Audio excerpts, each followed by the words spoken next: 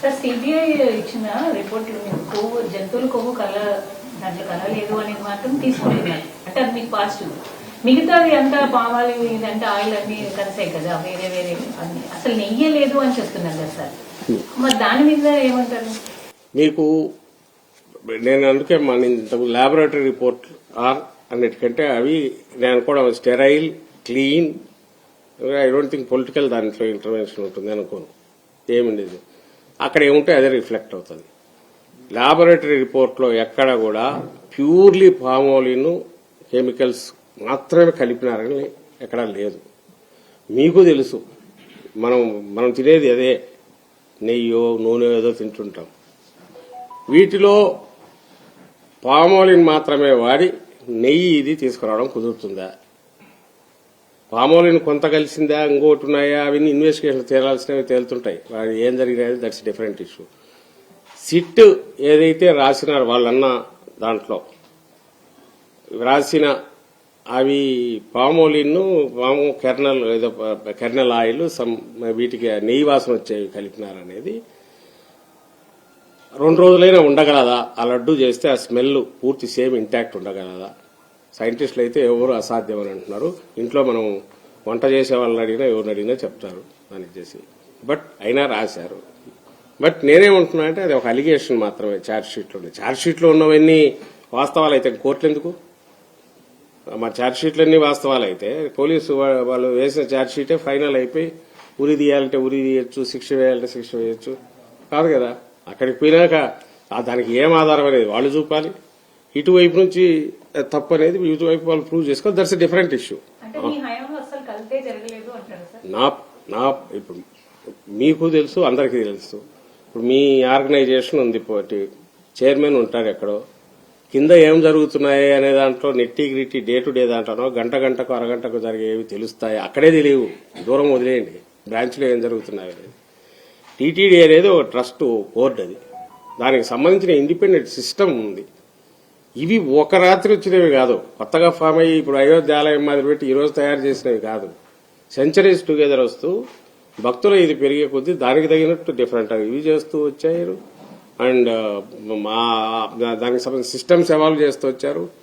Definite గా ఒకటైతే చెప్పగలవు, ఆ సిస్టమ్స్ ఏమున్నాయో మా నాయకుడు జగన్మోహన్ రెడ్డి గారు తను ఇంతకుముందు చెప్పినట్టు అవి ఇంకా బెటర్ ఫైన్ ట్యూన్ చేసి మోర్ స్ట్రింజెంట్ వీటిని తీసుకొచ్చి క్వాలిటీ టెస్ట్ కానీ అనాలిసిస్ కానీ ల్యాబొరేటరీ మోర్ ఎక్విప్ చేసి అంతకుముందు కంటే బెటర్ చేసింది అయితే మా హయాంలోనే.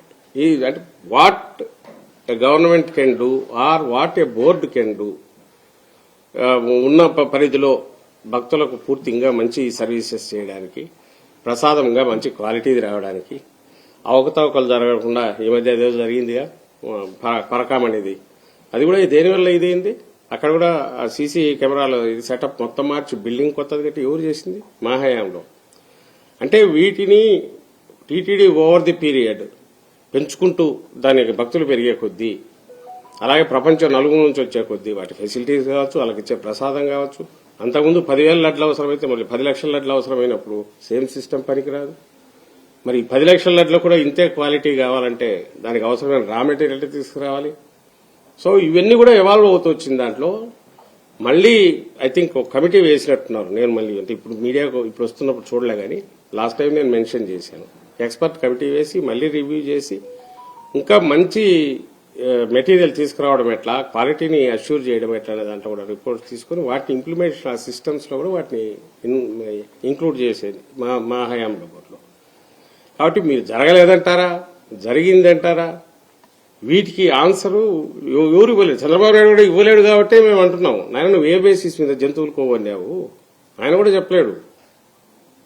రెండవది లాజికల్ గా వచ్చే question, how can you differentiate 19-2019-2024? ఎట్లమ్మా నాకు తెలియగలుగుతా? బోర్డు ఇస్ కంటిన్యూస్ ఇది నడుస్తోంది. ఈవెన్ గవర్నమెంట్ కూడా అంతకుముందు 4 నెలలు ఉండదా, ఈ పక్క సంవత్సరం ఉండదా, ఆ పక్క సంవత్సరం ఉండదా? ఎందువల్ల ఇది ఏ కారణం వల్ల ఇట్లా ఉండే అవకాశం ఉంది? ఆ కారణాలు ఒకవేళ ఏ కారణం అని వీళ్ళు చూపాలనుకుంటే ఆ పర్టికులర్ కారణమో లేకుంటే చేంజ్డ్ ఏదన్నా ఉంటే అది డెలిబరేషన్స్ జరిగి ఒక కలెక్టివ్ డెసిషన్ గా తప్పనిసరి అయి తీసుకున్నారా, లేక ఆర్బిటరీగా యూనిలేటరల్గా ఎవడో తీసుకుని ఇంపోజ్ చేసి దానివల్ల ఇది వచ్చిందా? ఇవన్నీ వస్తాయిగా. బ్రహ్మోత్సవాలు జరుగుతున్నప్పుడు ఇంకొకప్పుడు స్పెషల్ ఏర్పాట్లు చేస్తారు. దానికి ఇవి ఇట్లే ఎందుకు ఉండాలంటే అప్పుడున్న అవసరాన్ని బట్టి, భక్తుల అవసరాలను బట్టి, అప్పుడున్న అవకాశాలను బట్టి బెస్ట్ చేసుకుంటూ వస్తారు. దాంట్లో వసతులు ఇబ్బందులు లేకుండా మాక్సిమం చూడాలని చూస్తారు. ఈ ఇంటెన్షన్ మంచి ఇంటెన్షన్లే ఉంటాయనుకుంటారు. ఎందుకంటే అంత భక్తులు వచ్చేది కాబట్టి. అక్కడేమి తప్పుడు పనులు జరిగే ఇవో డెన్లు అవి కాదు. అక్కడ మంచి దీనికోసం హాయిగా రావాలి, ప్రశాంతంగా దేవుణ్ణి చూడగలగాలి, పూజలు చేసుకోగలగాలి, లేదా దండం పెట్టుకుని పోగలగాలి, దానికి తగిన ఏర్పాటు చేయాలని చూస్తారు. వీటికి సంబంధించి లోపాలు ఏమైనా జరిగినాయంటే దానికి కరెక్టివ్ మెజర్స్ కూడా ఇవి ఉంటాయి. వీటన్నిటిని కాదని ఈ పీరియడ్ లో మీరు ఎట్లా చేశారు, మీరు జరిగిందా లేదా చెప్పండి. మేము చెప్పలేము. బట్ ఒకటైతే చెప్పగలమేదంటే ఇది నార్మల్ గా ఉండేవి, దర్యాప్తుతో జరగాల్సిన డిపార్ట్మెంట్ జరుగుతుంటాయి. అంతకుముందు కూడా జరుగుతాయి టీటీలో, ఇప్పుడు కూడా జరుగుతాయి. ఈయనన్న ఒక్క మాట వల్ల it attracted national international attention. అందువల్ల ఆ మాట అబద్దము అని అంటున్నాం. మిగిలినటువంటి కోర్టులో తేలుతాయి. ప్లస్ దాంట్లో ఏదైతే వాళ్ళు మెన్షన్ చేశారో దానికి కూడా నేను ఇంతకుముందు సమాధానం చెప్పాను. వాళ్ళు చెప్పిన దాన్ని ఏ రకంగా అది మిస్లీడింగ్ ఉన్నాయి, లేదా వాటికి ఆధారాలు లేకుండా ఎట్లా అన్నారు. ఒకవేళ ఉంటే గింటే చంద్రబాబు వైపు నీడిల్ ఆఫ్ సస్పిషన్ ఎందుకు పోదు? ఎందుకంటే ఆయన హయాంలోనే కదా బోలేబాబా వచ్చింది. అది how can he deny it? మరి ఆ రోజు మంచి బోలేబాబా తర్వాత దొంగ బోలేబాబా అయ్యాడా? లేదా శాంపుల్స్ ఆయన హయాంలోనే తీసింది?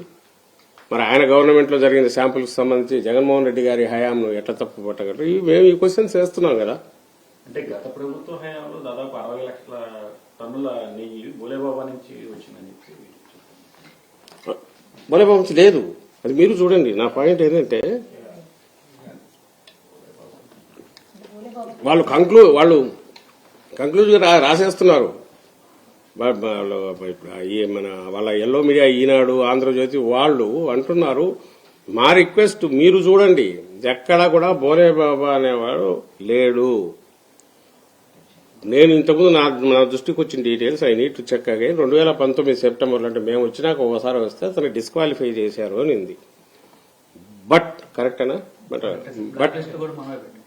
మన హయాంలో, మా హయాంలో బ్లాక్ లిస్ట్ చేశాం.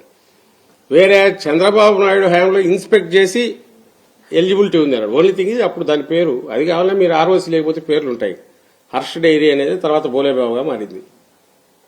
అర్లియర్ హర్ష్ డైరీ అని ఉంటుంది. మీరు చూస్తే, మీరు గూగుల్లో ఎవరు కొట్టే వస్తుంది. సో హర్ష్ డైరీ అంటే బోలేబాబా చంద్రబాబు హయాంలో టెక్నికల్ ఇన్స్పెక్షన్ జరిగి సెలెక్ట్ చేసింది వాళ్ళు. 2019 తర్వాత మా గవర్నమెంట్ వచ్చాక బోలేబాబాని డిస్క్వాలిఫై చేసింది మేము. ఇప్పుడు వాళ్ళ అలిగేషన్ ఏంటంటే ఈ బోలేబాబా వీళ్ల ద్వారా ఇండైరెక్ట్ గా వేరే వాళ్ళ ద్వారా వాళ్ళకు సప్లై చేసి వాళ్ళ ద్వారా టీటీడీకి వచ్చింది బోలేబాబా నుంచి అనేది వీళ్ళు అంటున్నారు. అది నిజమా కాదనే రికార్డ్స్ అన్ని వాళ్ళ దగ్గర ఉంటాయి, టీటీడీ దగ్గర ఉండవు. ఏఆర్ డైరీ దగ్గర వాళ్ళ ఇన్వాయిస్లోనూ అక్కడ నుంచి సప్లై ఏమేమి చేశారనేది వాళ్ళ దగ్గర ఉంటాయి. అవి దొరికాయని వాళ్ళు అంటున్నారు. కోర్టులో తేలాలి కదా అవి దొరికింది. సో ఈ బోలేబాబా అనేది ఉండేది ఉంటే గింటే ఆయన హయాంలో. మళ్ళీ మేము అంటుంది ఆ శాంపుల్స్ తీసింది నీ హయాంలో. నువ్వు చంద్రబాబు గవర్నమెంట్లోకి వచ్చిన తీసిన శాంపుల్స్ కు ఎవరు రెస్పాన్సిబుల్? ఇఫ్ అట్ ఆల్ ఒక గవర్నమెంట్ రెస్పాన్సిబిలిటీ ఉంటుంది అనుకుంటే టీటీడీ దాంట్లో ఎవరిది ఉంటుందండి? చంద్రబాబు నాయుడు గవర్నమెంట్దా, జగన్మోహన్ రెడ్డి గారి గవర్నమెంట్దా? ఇక్కడే తెలిసిపోతుందిగా. ఫటాలని ఎందుకంటున్నా అంటే మేము కూడా చంద్రబాబు నాన్నలే మనము. ఎందుకంటే ఆయనకేం సంబంధం చంద్రబాబు గవర్నమెంట్కి? ఇక్కడ కూర్చొని అక్కడ జరిగింది దానికి.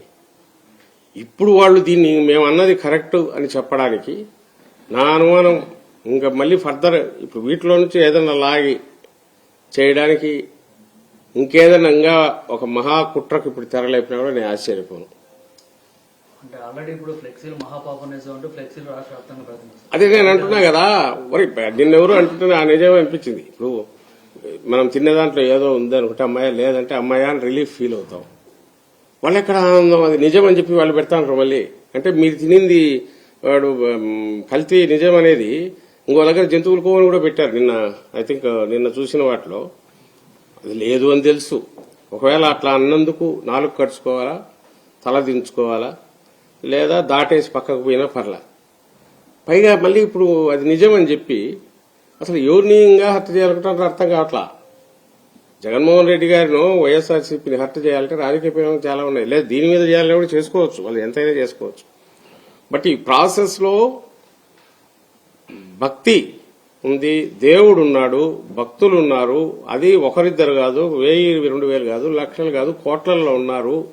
వాళ్ళు మా మనోభావాలు దెబ్బతినాయి, మా సెంటిమెంట్స్ హర్ట్ అయ్యాయి అని వాళ్ళు కూడా బాధపడుతున్నారు, ఆవేదన అని తెలిసి కూడా మళ్ళీ దాని మీదే హార్ప్ చేస్తున్నారంటే నేను అన్నదాంట్లో తప్పుంది. ఆ రాక్షసులు అనడంలో రాక్షస తెగను ఇట్లాంటిది బాపతున్నట్టు ఇలాంటిది ఎట్లొస్తుంది వీళ్ళకని నేను తప్పే ఉంది.